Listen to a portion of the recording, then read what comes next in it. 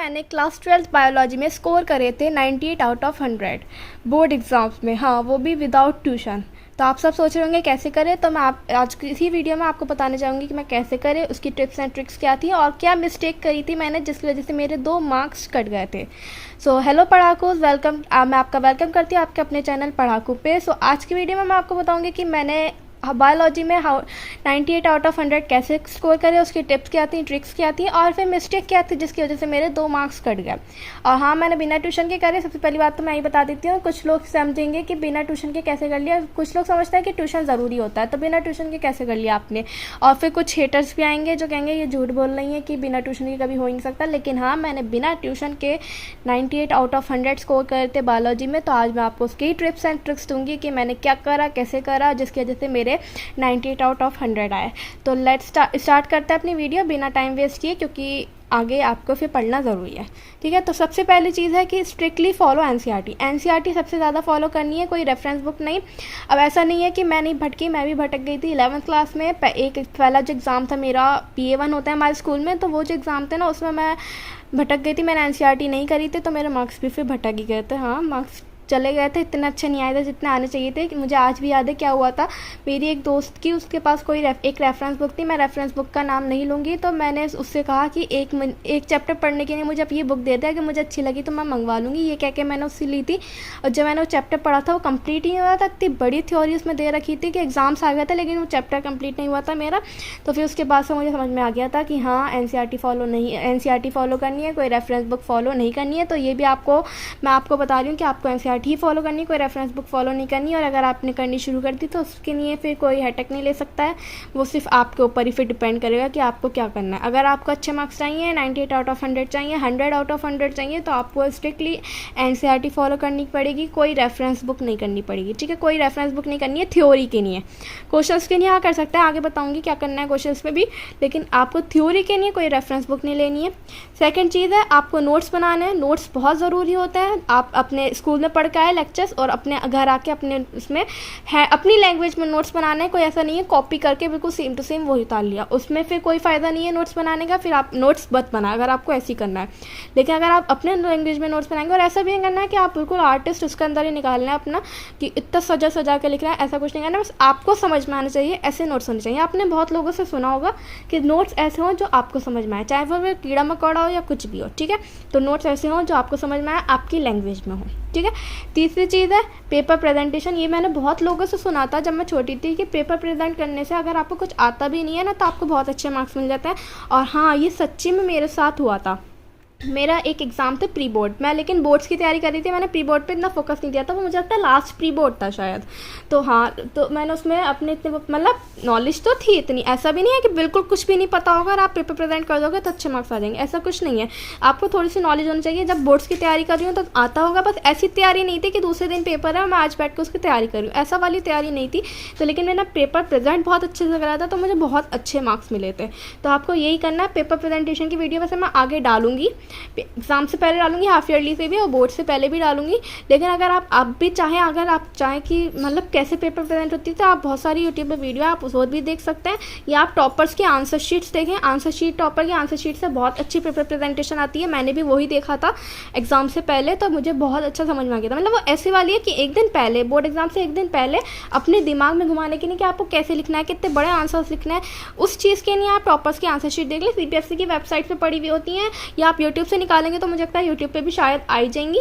मैंने वैसे देखा तो नहीं है, लेकिन हाँ हो सकता है आ जाए। ठीक है, फोर्थ चीज़ है एक्सेलेंट डायग्राम। अब आप ये नहीं करना है यहाँ एक्सेलेंट समझे तो आप पूरा उसमें पेंट लेके जा रहे हैं, कलर ब्रश लेके जा रहे हैं, ऐसा कुछ नहीं करना है। देखिए साइड में मैंने लिखा है नीट एंड क्लीन। एक्सेलेंट का मतलब बिल्कुल साफ एंड सुथरा डायग्राम होना चाहिए। मतलब कैसे, आप एक पेंसिल लें, पेंसिल लेकर जानी है एग्जाम में, पेंसिल लें, उससे एक रफ डायग्राम बनाएं, बिल्कुल लाइट पेंसिल से। डार्क पेंसिल नहीं हो, फिर गलती हो जाएगी, आप उसे इरेज करेंगे उसका निशान रह जाएगा, ऐसा नहीं होना चाहिए। लाइट पेंसिल चलाएं, फिर चाहे गलती भी हो ना तो वो भी नहीं दिखती है। और उसका अच्छे से लेबल करें पूरा जो भी आपको याद है। अगर एक चीज़ भी रह जाती है ना, अगर आपने सारा लेबल करा और एक चीज़ भी लेबल करने से रह गई तो कोई प्रॉब्लम पड़ता। आपने आधा आंसर लिख दिया और आधा डायग्राम बना दिया तो आपको बहुत अच्छा मार्क्स मिलेंगे। फुल तो नहीं कह सकती मैं, लेकिन हाँ बहुत अच्छे मार्क्स मिल जाएंगे। जितना आपने सोचे नहीं होंगे उतने उससे ज़्यादा मिल जाएंगे। ठीक है, तो वही करना है। और हाँ, आधे आंसर से मुझे याद आया कि आपको जो है ना आंसर्स की लिमिट बढ़ानी होगी। 150 to 200 वर्ड्स का लॉन्ग क्वेश्चन तो होना चाहिए, चाहे उससे ज़्यादा भी हो जाए तो कोई प्रॉब्लम नहीं है, क्योंकि एक प्री बोर्ड था, फर्स्ट प्री बोर्ड, ठीक है। मैंने उसमें छोटे आंसर लिखे थे, मुझे इतना जब नॉलेज नहीं थी, इतनी बिना ट्यूशन की थी, इतना वो नहीं था, लेकिन हाँ अब मुझे नॉलेज है तो मैं आपको दे रही हूँ वो, तो मेरा उसकी वजह से मार्क्स कट गया था, लेकिन हाईएस्ट मार्क्स आए थे मेरे क्लास में। लेकिन फिर भी वो थोड़े से उन्होंने मैम ने काट दिए थे कि आगे के लिए मैं ध्यान रखूँ। तो देखिए अभी तक मुझे ध्यान है, तो मैं बहुत वो करती, मतलब मैम ने बहुत अच्छा करा, ऐसा गुस्सा वुस्सा नहीं आया था, जैसे लोगों को गुस्सा आएगा कि आंसर तो सही था, छोटा ही तो था तो मार्क्स क्यों काटे, ऐसा कुछ नहीं हुआ था मुझे। लेकिन हाँ मुझे बहुत खुशी हुई थी कि मैम ने मुझे समझाया, उन्होंने बहुत अच्छे से समझाया था, क्योंकि हाईएस्ट मार्क्स से तो समझाती नहीं वो, तो बहुत उसमें समझाया उन्होंने, फिर मुझे बहुत अच्छा लगा। मैंने कहा कि हाँ अब मैं बड़े लिखूंगी, तो मैंने सब में फिर बड़े लिखे थे, ठीक है। तो आपको बड़े आंसर लिखना है। अब आते हैं हम डायग्राम पे, अपने वो नहीं करते हैं, तो डायग्राम्स ऐसे होने चाहिए कि मतलब वो दूर से दिख जाए कि हाँ ये इस चीज़ का डायग्राम है, ऐसा नहीं उस पर पेंट कर रखे हैं आपने, ये कर रखा है, बस एक क्लियर पेंसिल से एक छोटा सा डायग्राम, रफ डायग्राम सा उसे पूरा लेबल कर दो, ठीक है। बस ऐसा करना, इतना भी छोटा नहीं होना चाहिए कि लेबल करा हो फिर वो लेबल करो तो डायग्राम ही ना दिखे, अच्छा खासा बड़ा हो और लेबल हुआ हो, बहुत क्लीन सा हो, ठीक है।